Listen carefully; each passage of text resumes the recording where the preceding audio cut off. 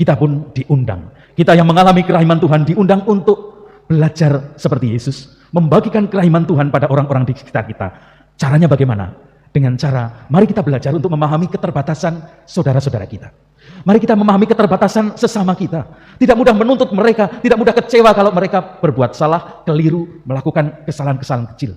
Mari kita memahami keterbatasan mereka, bukan untuk mendiamkannya, tapi nanti justru untuk meneguhkan mereka.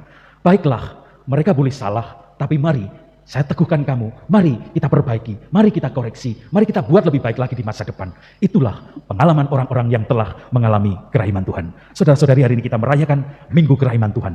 Yesus menyatakan kerahimannya pada kita dengan mempercayakan pengampunan dosa. Yesus menyatakan kerahimannya pada kita dengan memahami keterbatasan kita, tapi meneguhkannya. Maka kita pun diundang untuk membagikan kerahiman ini dengan memahami keterbatasan sesama kita, serta meneguhkan orang-orang yang memiliki keterbatasan itu, bukan malah menghancurkannya. Kita Dalam duka ada suka, mari kita wartakan.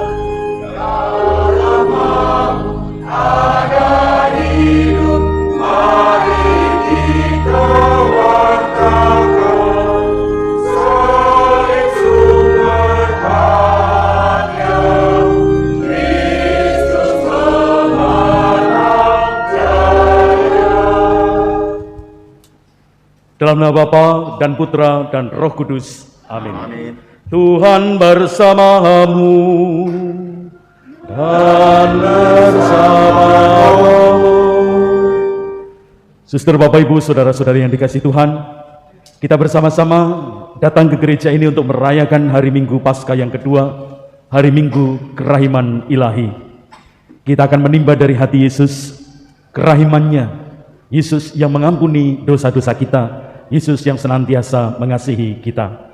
Maka mari di awal Ekaristi ini kita hening sejenak, kita mohon ampun pada Tuhan atas dosa-dosa kita, supaya kita pantas merayakan misteri penyelamatan ini. Suster, Bapak, Ibu, saudara-saudari yang terkasih, Thomas yang ragu. Demikian kita biasa memberi judul tidak resmi atas perikop yang baru kita dengarkan tadi. Thomas yang ragu-ragu, Thomas yang tidak percaya. Tapi kalau kita membaca secara lebih cermat Injil tadi, saya kira ada judul yang lebih tepat, yaitu Yesus yang Maha Rahim. Bukan Thomas yang ragu-ragu judulnya, tetapi Yesus yang Maha Rahim. Karena persis di dalam Injil ini kita melihat wujud kerahiman Tuhan dalam sikap Yesus. Kerahiman Tuhan itu kita alami pertama-tama dalam sikap Yesus yang mengatakan bahwa mempercayakan pengampunan dosa kepada murid-muridnya, kepada rasul-rasulnya dan penggantinya, kepada gereja. Yesus tadi mengatakan, terimalah Roh Kudus, kalau engkau mengampuni dosa orang, dosanya diampuni. Itulah kerahiman Tuhan yang pertama. Tetapi kerahiman Tuhan tidak hanya terwujud di dalam Dia yang mempercayakan pelayanan pengampunan dosa itu kepada gereja, tapi juga terwujud dalam sikap Yesus kepada para murid, terutama kepada Thomas. Mari kita lihat apa yang dilakukan Yesus pada Thomas. Thomas dikatakan dalam Injil tadi, dia tidak percaya kepada pewartaan teman-temannya. Kalau kita lihat secara cermat, yang tidak dipercayai oleh Thomas adalah pewartaan teman-temannya. Ketika teman-temannya mengatakan, kami telah melihat Tuhan, dan Thomas mengatakan, aku tidak percaya. Sebelum aku melihat sendiri, sebelum saya mencucukkan tanganku ke dalam bekas lukanya, aku tidak percaya.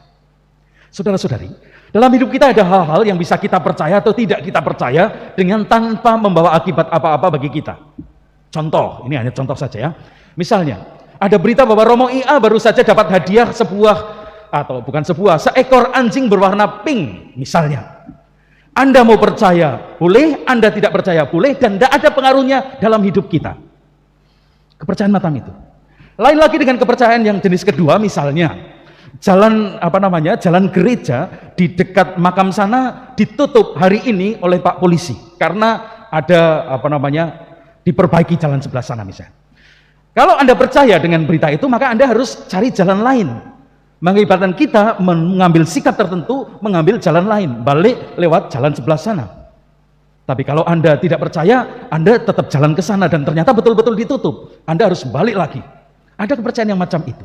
Dan ada kepercayaan yang lebih jauh lagi, yang antara percaya atau tidak mempunyai konsekuensi yang jauh lebih dalam, karena ini menyangkut seluruh eksistensi hidup kita, seluruh hidup kita, bahkan keselamatan kita, yaitu kepercayaan tentang Yesus bangkit.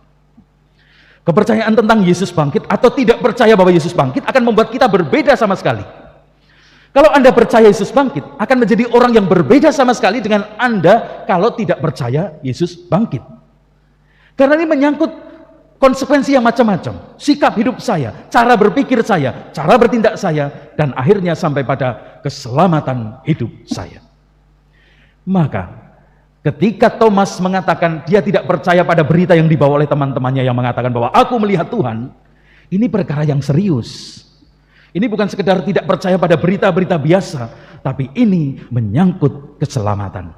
Dan Yesus, dia tidak diam terhadap ketidakpercayaan Thomas. Tapi yang menarik, Yesus tidak memarahi Thomas. Kita melihat dalam Injil, Yesus tidak memarahi Thomas. Yesus datang menampakkan diri kepada Thomas dan murid-murid lain untuk memberi jaminan bahwa pewartaan para murid yang lain itu benar. Untuk memberi peneguhan pada Thomas, jangan kamu tidak percaya lagi. Dan Thomas dalam Injil tadi dikatakan dia menjadi percaya. Itulah kerahiman Tuhan, itulah kerahiman Yesus yang tidak marah, yang memahami keterbatasan Thomas yang masih ragu-ragu, tetapi tidak membiarkan keterbatasan itu, tapi sebaliknya meneguhkan Thomas. Sikap Yesus yang datang menemui Thomas dan murid-muridnya itu tidak hanya meneguhkan Thomas juga. Sikap Yesus itu juga meneguhkan murid-murid yang lain. Kita bisa membayangkan murid-murid yang lain yang bersuka cita karena telah melihat Tuhan. Dia berkata pada Thomas, kami telah melihat Tuhan. Thomas tadi tidak percaya. Apa perasaan murid-murid yang tadi mewartakan itu? Mereka pasti sedih karena Thomas, salah seorang sahabat mereka, saudara mereka, tidak percaya. Tapi lebih-lebih mereka juga sedih. Mereka mungkin patah semangat. Mereka mungkin menjadi lemah semangat. Karena mereka merasa bahwa pewartaan mereka tidak dipercaya. Mereka diberi tugas oleh Yesus untuk menjadi saksi kebangkitan. Lalu mereka mulai merasa, bagaimana kami bisa menjadi saksi kebangkitan yang kredibel? Bagaimana kami bisa mewartakan pada orang-orang lain, sedangkan kami mewartakan pada Thomas, pada saudara kami sendiri, pada sahabat kami sendiri, lingkungan terdekat kami sendiri. Dia tidak percaya pada pewartaan kami. Kami tidak mampu, kami terbatas. Jangankan untuk mewartakan pada yang lain, kepada orang dekat kami sendiri pun kami gagal. Barangkali itu yang dialami oleh murid-murid ketika mereka tidak bisa meyakinkan Thomas. Dan sekali lagi Yesus dengan menampakkan diri pada Thomas dan murid-murid yang lain, dia tidak hanya meneguhkan Thomas, tapi meneguhkan para murid bahwa kesaksian yang kamu katakan itu benar adanya. Jangan takut. Kesaksian yang kamu katakan benar adanya. Sudah dibuktikan oleh orang yang awalnya tidak melihat dan sekarang melihat, yaitu Thomas. Maka kesaksian para murid itu benar meskipun orang yang diberi kesaksian tidak melihat sendiri. Kesaksian para murid itu benar sejak awal, bukan sejak ketika penampakan Yesus yang kedua. Enggak, tapi sejak awal. Sejak Thomas belum melihat pun, kesaksian itu sebetulnya benar. Sekarang dijamin oleh Yesus bahwa kesaksian itu sungguh-sungguh benar. Maka kesaksian yang kita dengarkan tanpa kita melihat itu adalah benar sampai sekarang, bahwa Yesus sungguh-sungguh bangkit dan Dia Maha Rahim. Maka saudara-saudara, itulah wujud kerahiman Tuhan yang kita lihat dalam peristiwa Yesus yang menampakkan diri kepada Thomas dan para murid. Wujudnya Yesus yang tidak marah, Yesus yang memahami keterbatasan Thomas dan murid-muridnya, tetapi meneguhkannya. Kita pun diundang, kita yang mengalami kerahiman Tuhan diundang untuk belajar seperti Yesus, membagikan kerahiman Tuhan pada orang-orang di sekitar kita. Caranya bagaimana? Dengan cara, mari kita belajar untuk memahami keterbatasan saudara-saudara kita. Mari kita memahami keterbatasan sesama kita. Tidak mudah menuntut mereka, tidak mudah kecewa kalau mereka berbuat salah, keliru, melakukan kesalahan-kesalahan kecil. Mari kita memahami keterbatasan mereka, bukan untuk mendiamkannya, tapi nanti justru untuk meneguhkan mereka. Baiklah, mereka boleh salah, tapi mari Saya teguhkan kamu, mari kita perbaiki, mari kita koreksi, mari kita buat lebih baik lagi di masa depan. Itulah pengalaman orang-orang yang telah mengalami kerahiman Tuhan. Saudara-saudari, hari ini kita merayakan Minggu Kerahiman Tuhan.